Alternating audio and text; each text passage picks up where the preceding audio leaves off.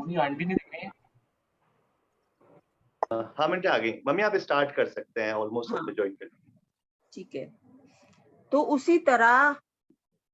उसी तरह मैं ये बताना मांग रही थी कि जिस तरह नमक का स्वाद है, ज्योति है, जब ईश्वर ने हमको इतनी ऊंची पदवी दी है तो हम पीछे क्यों हैं?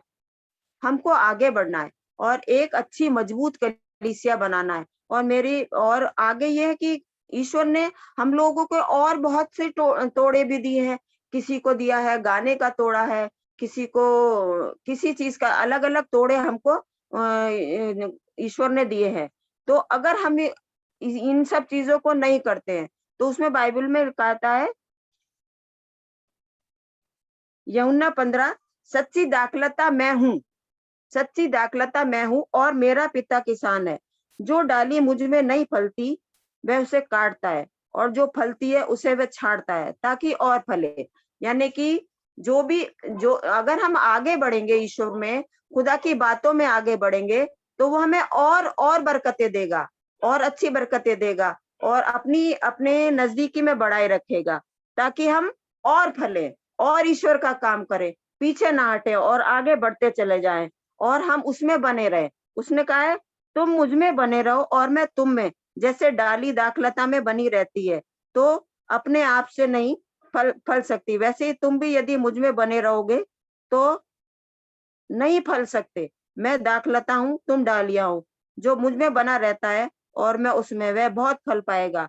यानी कि साफ बाइबल कहती है कि अगर तुम मुझ में बने रहोगे तो मैं तुम्हें इतनी बरकतें दूंगा और तुम्हें काट छाट कर, और जैसे डाली का उदाहरण दिया है कि मैं तुम्हें उतनी ही बरकतें दूंगा कि जैसे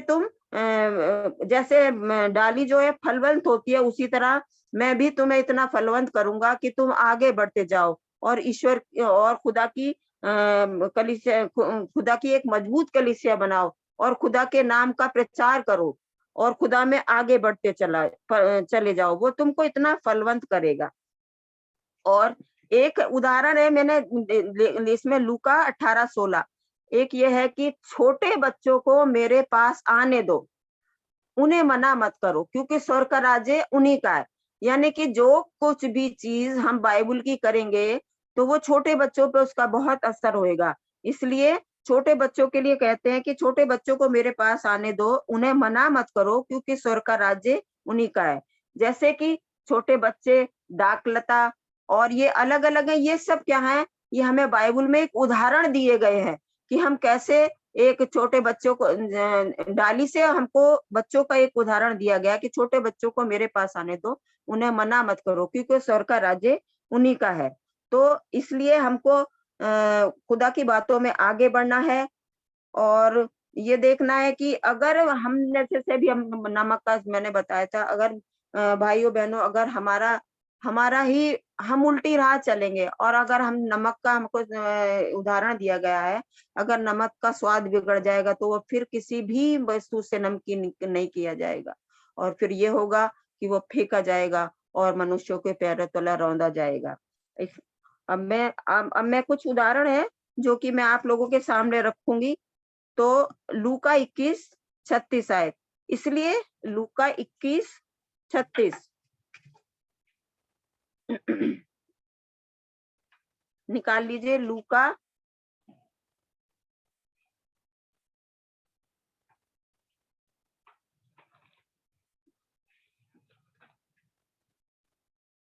इसलिए जागते रहो और हर समय प्रार्थना करते रहो कि तुम इस आने वाली घटनाओं से बचने और मनुष्य के पुत्र के सामने खड़े होने के योग्य बन सको।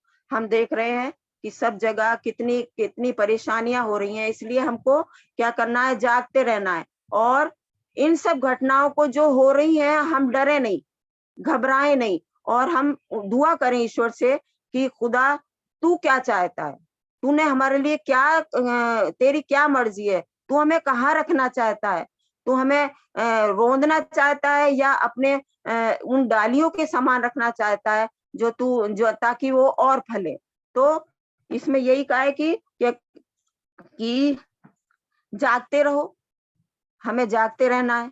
ये नहीं कि कि हम सब सुन रहे हैं, एक कान से सुन रहे, एक कान से निकाल रहे, ये भी नहीं करना है।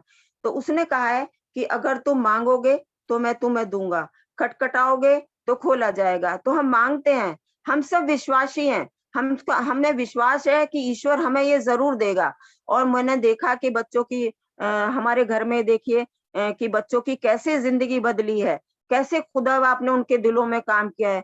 खुदा बाप उनको बहुत बरकत देगा और आगे बढ़ते चले जाएंगे। और वैसे जैसे देखा कि उसने आशीष ने बताया था कि विश्वास विश्वास हमको, अगर हम मेरे दिल में राई के दाने के बराबर भी विश्वास है तो वो हमें कभी नहीं कम करेगा, और वो हमें बरकतों से अपनी नवाजता चला जाएगा। बस शर्त है कि हमें उसके नजदीकी में रहना है और उसके नक्शे कदमों पे चलना है और उसकी हमदो सिताइश करना है। ईश्वर ने हमको बहुत से तोड़े दिए हैं, किसी को गाने का तोड़ा दिया है, किसी को इबादत करने का तोड़ा दिया है, किसी को बाइबल जैसे आशीष ने बताया था कि किसी को जल्दी-जल्दी बाइबल खोलने का तोड़ा दिया। ये सब एक तोड़े हैं, पर हमको ये देखना है कि हमको उनको किस रूप में उसको प्रयोग करना है, किस रूप में उसको सदुपयोग करना है। तो इसीलिए अब मैं निकालना मांगूंगी भजन संहिता 119 1 और 2 आयत। भजन संहिता 119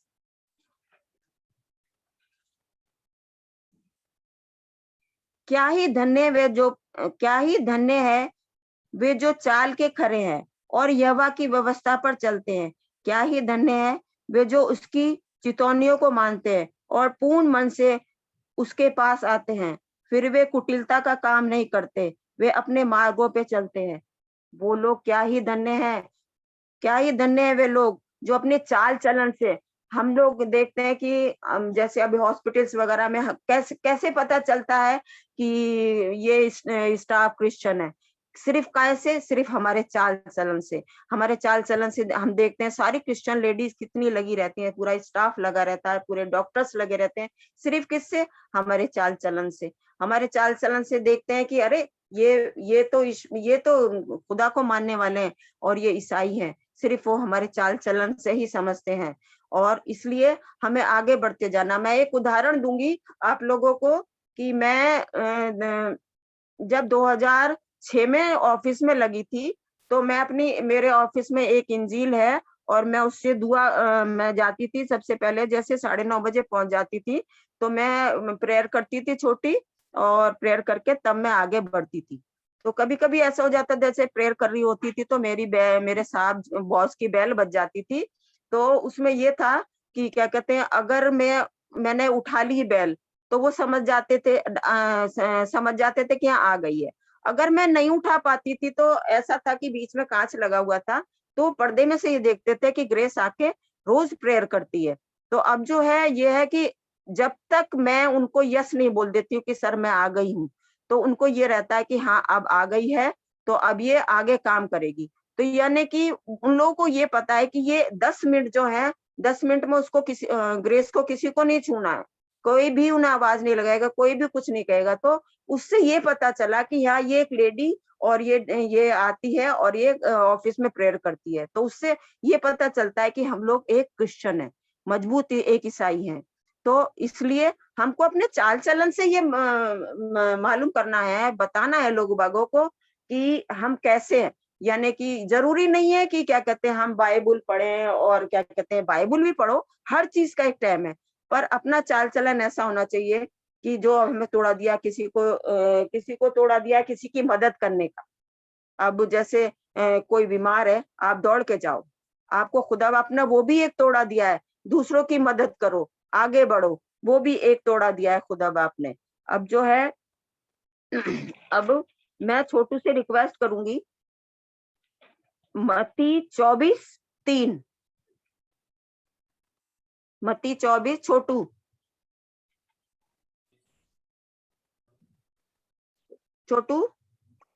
हम पवित्र आत्मा से पढ़ेंगे मत्ती उसका 24वां अध्याय उसकी 3 से 14 आयत।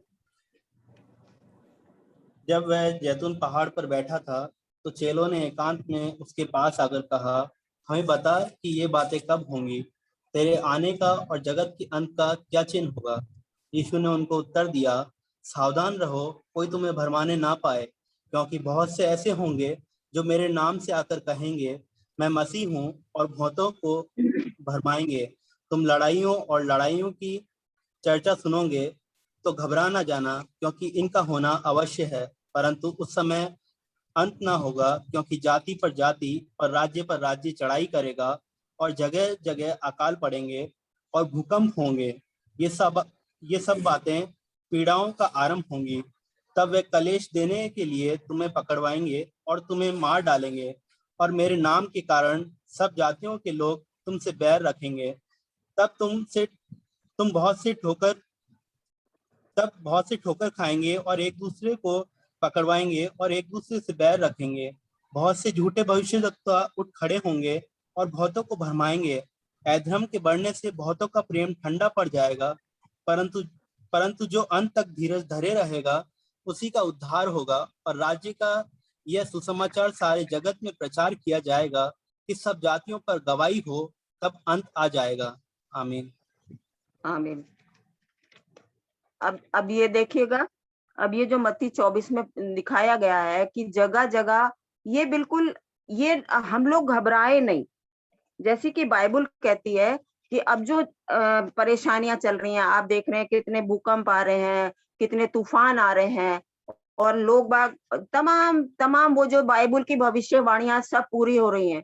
हम देख रहे हैं कि जगह जगह तूफान है, और एक देश दूसरे देश पे चढ़ाई कर रहा है, और भाई बहन आपस में एक दूसरे को नहीं पहचान रहे हैं, और जगह जगह लड़ाइयों की चर्चा हम सुन रहे हैं कि किस तरह जगह जगह लड़ाइयां हो रही है। तो हमको उससे क्या है, घबराना नहीं है, घबराना नहीं है। इन सब चीजों का होना जरूरी था। तो देखिए, यीशु मसीह को कहाँ गया? जैतून पहाड़ पर। चेलों ने उनसे एक ही बात क्यों कही कि तू हमें ये बता कि तेरे अंत का दिन कब आएगा। तो ये ना सोचिए कि ये अंत का दिन आ गया है, पर नहीं, ऐसा नहीं है। ये अंत का दिन ये अभी नहीं आया है, और ये इन सब चीजों का टाइम आएगा। ये सेकंड वो नहीं होगी, मेरा आना अभी नहीं होगा।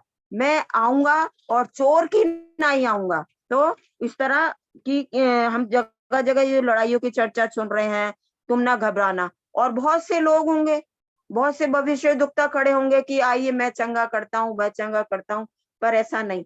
हमको मजबूत रहना है, और किस तरह से हमें आगे बढ़ना है कि ये जो लड़ाइयां हो रही हैं इसमें हमको बिल्कुल नहीं घबराना। अगर हम खुदा की नजदीकी में हैं और उस पर विश्वास करते हैं तो हम बिल्कुल भी नहीं घबराएंगे। हम देख रहे हैं एक ये ग्रुप शुरू हुआ है, ईश्वर ने क्या दी, दो बच्चों के मन में बात डाली, उसके थ्रू हमारा ग्रुप इतना बड़ा हो गया। उसने कहा है, जहां मेरे नाम से 2 या 3 इकट्ठे होंगे, मैं उनके बीच में जरूर हाजिर होऊंगा।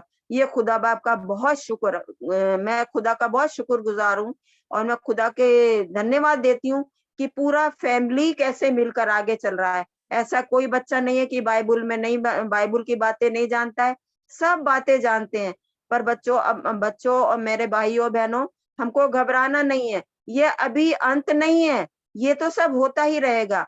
और मैं जब आऊंगा, और जब मैं एक चोर की नहीं आऊंगा, अभी तो इन सब चीजों का और होना है। अभी ये कुछ भी नहीं हुआ है। जैसे बाइबल कहती है, अभी छोटू ने पढ़ा है, जैसा बाइबल कहती है कि इससे और ज्यादा होगा, और चर्चाएं सुनोगे।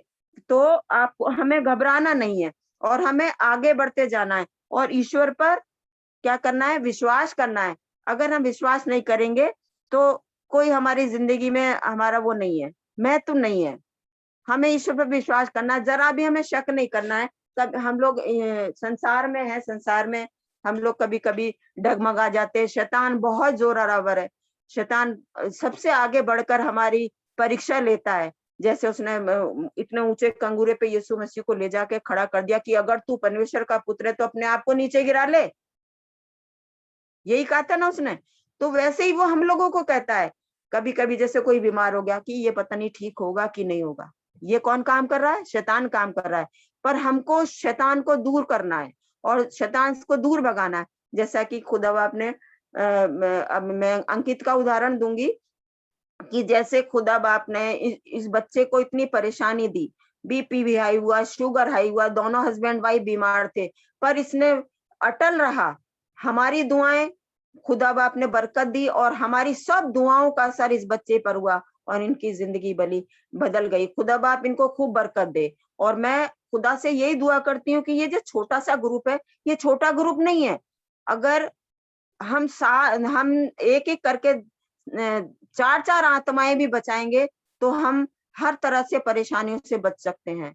हालांकि बाइबल मेरे से अच्छी लोग बाग जानते हैं, मैंने कभी ईश्वर का प्रचार नहीं करा। हालांकि मैं एक पादरी की बेटी हूँ, पर मैं प्रचार करते मैं घबराती थी, पर खुदा ने मेरे को इतनी हिम्मत दी कि नहीं, जितना भी तेरे से दो टूटे-फूटे शब्दों में होगा, तेरे को बोलना है।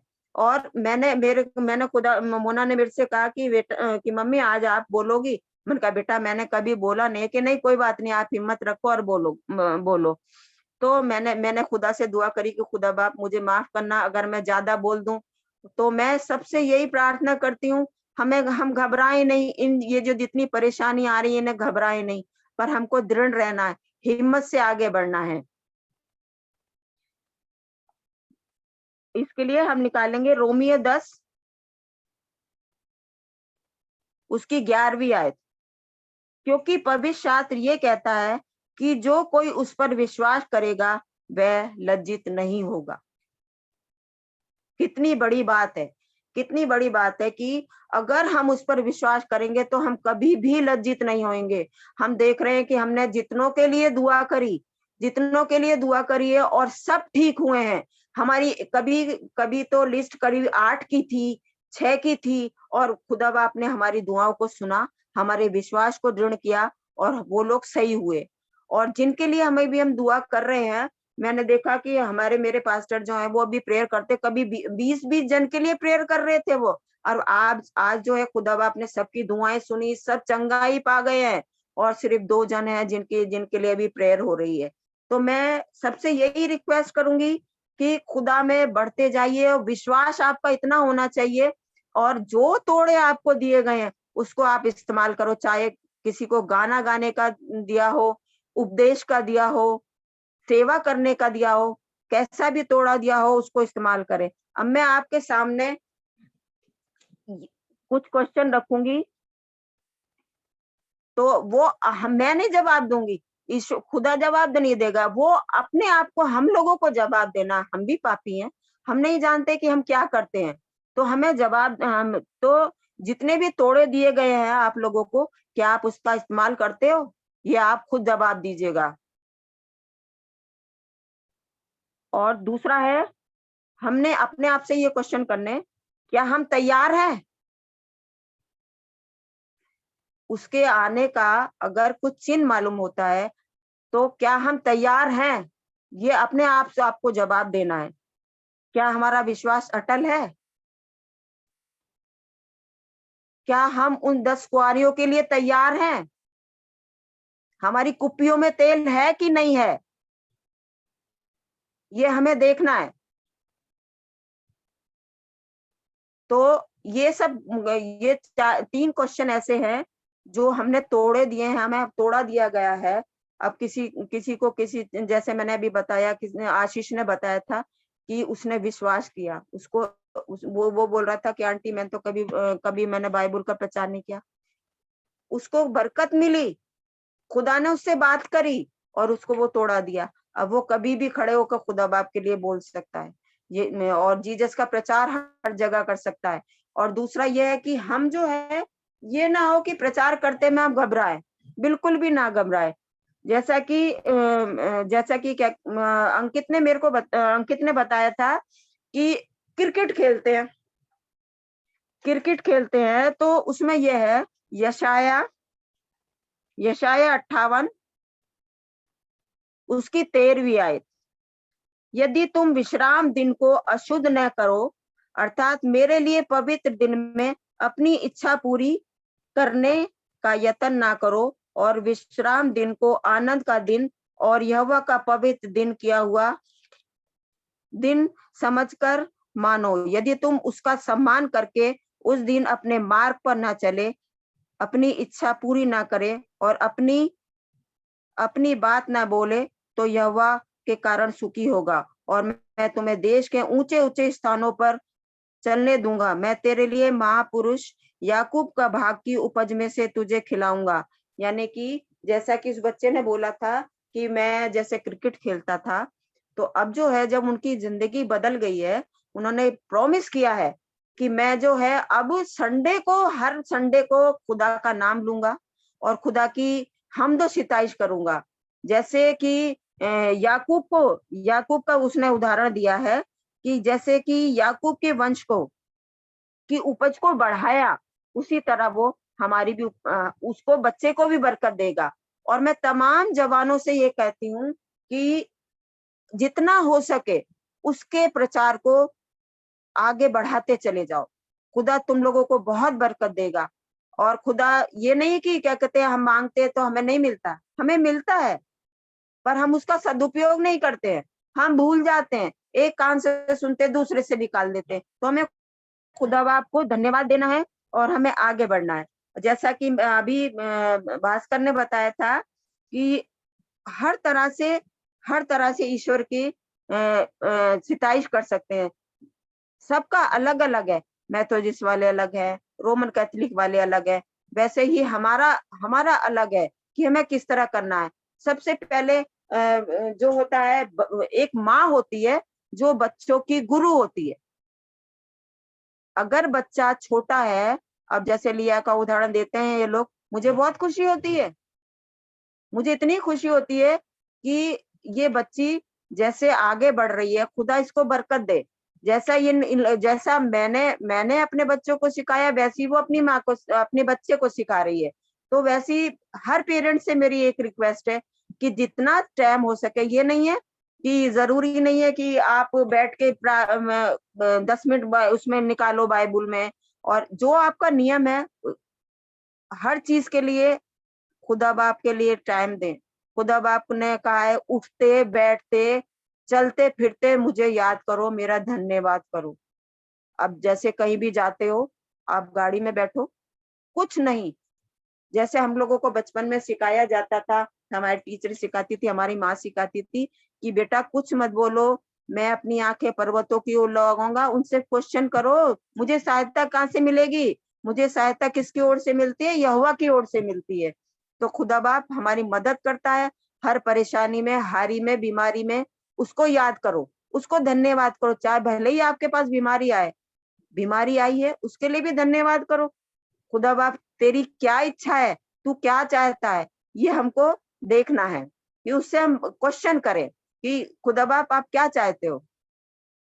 और हमको विश्वास में दृढ़ रहना, मेन तो ये है कि विश्वास में दृढ़ रहना है, अपने तोड़ों को इस्तेमाल करना है कि किस तरह हमको किस जानवरों के है, बहुत से कभी कभी देखते हैं कि जानवर परेशान घूम रहे हैं, आप कुछ भी पक्षियों की मदद करो, गरीबों की मदद करो, अगर कोई आपके घर आता है उसकी मदद करो, वो भी एक तोड़ा है। हर तरह से ईश्वर ने आप लोगों को भिन्न भिन्न तोड़े दिए, उनका सदुपयोग दुरुपयोग करना वो हमारे ऊपर है। मैं खुदा से धन्यवाद देती हूँ, खुदा बाप ने मुझे इतनी हिम्मत दी। अगर मेरे से थोड़ी बहुत भी गलती हुई तो मुझे माफ करिएगा। अब मैं दुआ करती हूँ, आइए हम सब दुआ करें।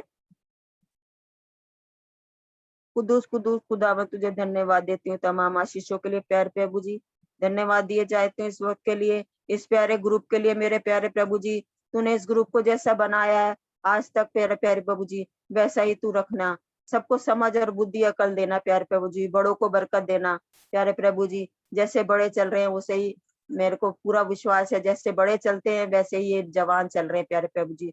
तू जवानों को इतनी हिम्मत, ताकत और कुवत दे ताकि ये आगे बढ़ते जाए और तेरे नाम का प्रचार करते जाए प्यारे प्रभु जी। मैं तेरे से और दुआ करती हूँ कि जितने भी बीमार है प्यारे प्रभु जी, सबने दुआएं की हैं प्यारे प्रभु जी। आपने कहा मैं तुम्हें कभी अकेला नहीं छोड़ूंगा मेरे प्यारे प्रभु जी। तू सबके साथ हो, सबकी बड़ी से मदद कर। तूने अच्छे अच्छे को चंगा किया है प्यारे प्रभु जी, कोड़ियों को चंगा किया प्यारे प्रभु। जितने भी बीमार हैं, प्रेयर रिक्वेस्ट जितने की आई है मेरे प्यारे प्रभु जी, तू सबको चंगाई दे प्यारे प्रभु जी। तू सबके साथ हो, सबकी बड़ी से मदद कर प्यारे प्रभु जी। जबकि हम रात में सोने जाएंगे, हमारे पन्नों के नीचे जो भी खौफ और खतरा परेशानी से दूर दफा कर प्यारे प्रभु जी। अगर तेरी मर्जी हो तो तू रात रात में हमें मीठी नींद से सुलाना और सुबह का प्रकाश दिखाना।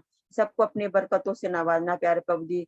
सबको हिम्मत, ताकत और कुव्वत दे। सबको विश्वास में दृढ़ बना और सबको ये हिम्मत दे कि वो ये समझने वाले बने कि हम कहाँ हैं। प्यारे प्रभु जी, सबको समझने की ताकत दे। तो हम सबके साथ हो, सबकी बड़ी मदद कर।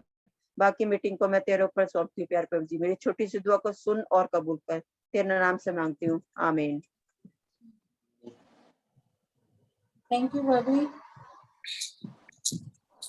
Thank you. अब मैं शिखा से रिक्वेस्ट करूंगी कि वो एंडिंग प्रेयर में हमारी अगुवाई करे। सबको जय मसीह की। जय मसीह। आइए हम दुआ करें। धन्यवाद धन्यवाद स्तुति आराधना करते हैं पिताजी आपका। लाखों बार धन्यवाद करते हैं आज पूरे दिन भर के लिए आपने हमको संभाला, उसका हजारों बार धन्यवाद करते हैं पिता। इस शाम के लिए धन्यवाद करते हैं पिता। जूम के द्वारा पिता परमेश्वर हम पूरा फैमिली का एक झुंड जुड़ पाए और आपकी आराधना कर पाए पिता परमेश्वर, उसका धन्यवाद करती हूँ। धन्यवाद करती हूँ पिता परमेश्वर ग्रेस आंटी का इतने सुंदर वचन के लिए जो उनने हम सबके बीच में बांटा पिता परमेश्वर, उसका लाखों बार धन्यवाद करती हूँ। प्रार्थना चाहती हूँ पिता परमेश्वर आपसे कि ये वचन खाली हम सुनने वाले ना हो बल्कि इसके ऊपर चलने वाले हों पिता परमेश्वर। होने देना परमेश्वर, अब तक आपने हमको इस कोविड के अंदर संभाले रखा है और लोगों से आपने हमको बहुत बेहतर रखा है, उसका धन्यवाद चाहती हूँ पिता परमेश्वर। हर एक बीमार के लिए प्रार्थना चाहती हूँ जो भी बीमारी की हालतों में पड़े हैं पिता परमेश्वर, जो भी हॉस्पिटल्स में हैं, जो भी अपने घरों में हैं, आप उनकी सुधि लीजिए पिता परमेश्वर, उनके बिस्तरों को पलटिए पिता परमेश्वर और अपना अनुग्रह और बरकत भरा हाथ उनके ऊपर रखिए, जिससे कि आने वाले टाइम में पिता परमेश्वर हर एक जाति के लोग आपके नाम को जानने वाले हों पिता परमेश्वर। होने देना परमेश्वर, जब ये रात हमारे ऊपर आई है, जब हम सोने को जाते हैं पिता परमेश्वर, हमको मीठी नींद दीजिएगा परमेश्वर। और होने देना पिता कि आपको अगर मंजूर हो, आपको अगर भाने वाला हो तो सुबह की पाक रोशनी हम देखने वाले हो सके पिता परमेश्वर। इस पूरी विनती को सुनिए और कबूल करिए, प्रिय बेटी यीशु मसीह के नाम में होकर मांगती हूँ, आमीन। आए हमारे बाप, आप जो आसमान पर हैं, आपका नाम पाक माना जाए, आपकी बादशाहत आए, आपकी मर्जी जैसे आसमान में पूरी होती है जमीन पर पूरी हो। हमारी रोज की रोटी आज हमें बख्श दीजिए, जिस प्रकार हम कसूर वालों को माफ करते हैं, आप भी हमारे कसूर माफ कीजिए। हम आजमाइश में ना पड़ने दीजिए बल्कि बुराई से बचाइए, क्योंकि बादशाहत, कुदरत और जलाल हमेशा आप ही का है, आमीन। थैंक यू शिखा। अब हम इसी के साथ में एक हम कोरस भी गाएंगे। ये जीवन तेरा है प्रभु, समर्पित तुझको है। ये जीवन तेरा है प्रभु, समर्पित तुझको है।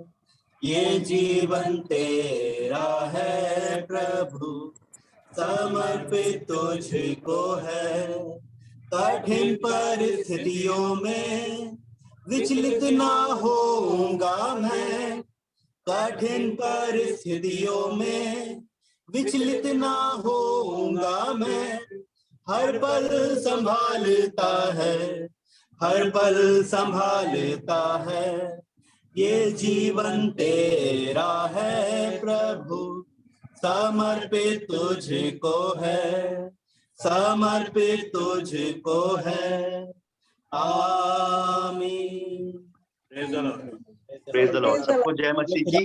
मैं एक छोटी सी चीज अभी डिस्कस करना चाहूंगा, फिर हम एक दूसरे से बात कर सकते हैं। सबसे पहले तो जो रोज वचन शेयर करते हैं, मैं सबका धन्यवाद देता हूँ। मिनट रिकॉर्डिंग ऑफ कर देना।